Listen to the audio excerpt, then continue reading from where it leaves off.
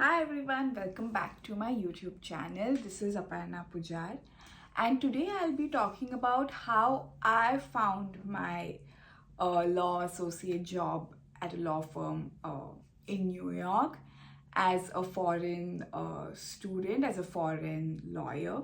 It involved a lot of cold emailing, a bit of luck, and also an acceptance of a wrong offer in the beginning.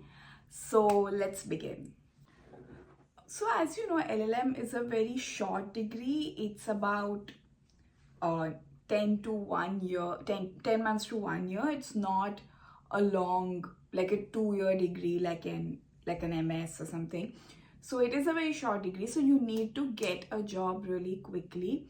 Um, so sick, and especially I was from the COVID batch of LM, so my course was even shorter. I didn't really have any semester break as such, maybe just a week, that's about it. So I had like around, my LM got over within 8 to 9 months, that's about it. So I think 5 or 6 months into my LLM, I started cold emailing a lot of law firms. I used to write like a simple email introducing myself, saying, "Hi, I'm so and so, and I'm looking for a job, and I'm really interested in your firm." And then I would add something like, even if you do not have an availability at your law firm, I would still like to chat and know about your experience and understand about your practice. It will just take 15 minutes. And you won't believe, so many people took up on my offer of just meeting or having a coffee and just talking about things. And it was great. I spoke to like partners of big law firms like Cravat and Fried Frank, and I spoke to like a lot of people. Most of them didn't work out because of visa issues and other issues and availability at that time when I was looking for a job, which was right out of COVID.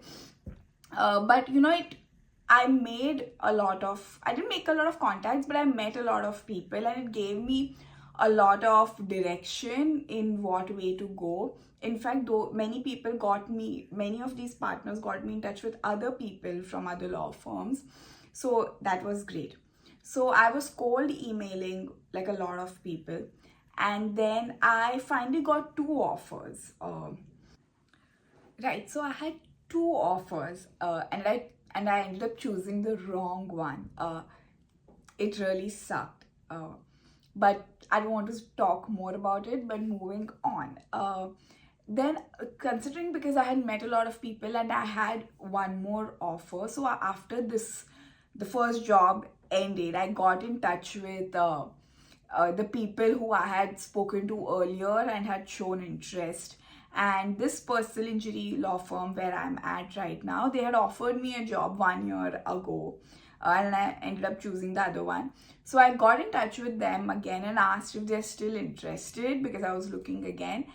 And thankfully they had an opening again, and I joined that firm, and it worked out really well, fortunately. So of course I made a bad choice in the beginning. I ended up telling you how I got my current job. I'll just add one more thing. So while I was still at Columbia, while I was doing my LLM, they had a career fair sort of a thing. I met a lot of law firms even there. I had at least like 5 or 6 interviews from really good litigation and arbitration firms.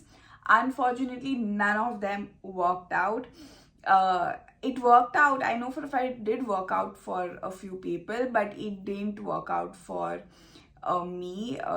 It's that, first of all, I needed an H1B visa, so I needed sponsorship. Secondly, I wanted to stay in New York. There were law firms that came from London, Singapore, and so none of them worked out. And I ended up then fast forward, I took the job which sucked, and then I joined the personal injury firm that I am currently at. It was purely cold emailing, uh, coldly reaching out to people on LinkedIn, and I used to just go to the law firm's website, and I used to just pick some. I used to mostly write to partners, and I used to just pick the partners who I think I'll be able to work with, whose work interests me, who I think, just based on vibes, I used to think, okay, this person might respond to me. Honestly, that is how I used to pick. Apart from, of course, looking at where they worked at, and if they were Columbia alumni, that'll be great, so that I can at least have something to start off with. But a lot of people I used to just pick based on if I think they will respond to me, just based on face value.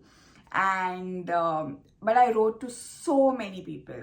It was, I at least wrote to 150 to 200 people for sure. I had made an Excel sheet, and of all law firms, people to get in touch with. And I used to have a column, okay, I need to follow up within 2 weeks, haven't followed up yet. I did all of that, and somehow this firm where I'm currently at, after a few bad twists and turns, worked out. So right now I'm doing litigation, which is great, which is what I always aimed for. I was more focused on doing arbitration when I was doing my LLM, but it is two sides of the same coin. Honestly, litigation, you have to do discovery, trial, and all of that, so it is great. And I've got such great opportunities. I've already argued 2 appeals, I've second seated 2 trials. Touch wood, knock on wood, it's been great experience. Although I didn't, so sometimes you have certain dreams and you hope for certain law firms to work at, but things don't work out. I'm talking in general. But you never know what opportunity comes your way, and it honestly, sometimes the firms you always thought of going to may not give you that sort of opportunity. I've gotten great exposure where I'm at, so that's great.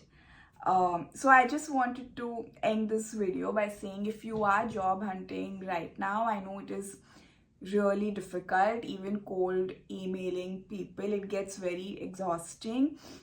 And sometimes if there are like strings of emails that you're sending and there has been no response for a week, you feel really demotivated and down. But don't worry, keep doing it. I honestly feel consistency is the key in finding job in the legal field in New York for a foreign lawyer. So just do that. Be bold, be consistent, don't be afraid to follow up. And thanks for watching. If you have any questions, put them down in the comments. I'm happy to share whatever I can. So that's about it. Also, don't forget to like, share, and subscribe. Bye.